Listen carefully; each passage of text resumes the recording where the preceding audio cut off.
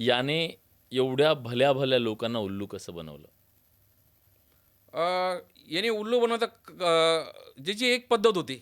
माणसाचा तो मानसशास्त्रीय दृष्टिकोनातून विचार करायचा. बरं. त्याचा अंकशास्त्राचा अभ्यास झाला होता.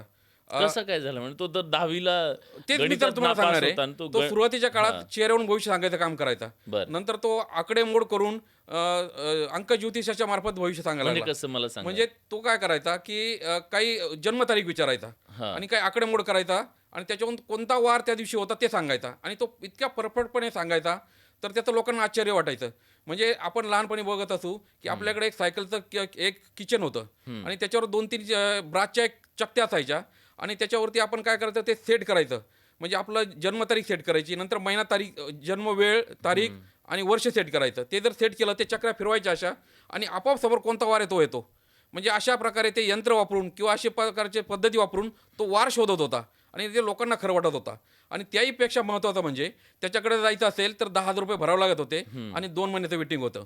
आता 2 महिन्यामध्ये तो काय करायचा, आपल्याकडे आलेला जो भक्त आहेत त्याचं नाव लिहून घ्यायचा. हां. त्याच्याकडे एक टीम होती आणि त्या टीमच्या मार्फत तो सगळा डाटा कलेक्ट करायचा. म्हणजे Facebookला, Instagramला त्याच्या अकाउंटवर जाऊन ते शोधायचा. हां. तो कोणत्या गावाचा आहे शोधायचा. तिथे त्याचे आणखी काही भक्त असेल तर त्याच्याकडून माहिती काढायचा. ही त्याच्याकडं खास टीम होती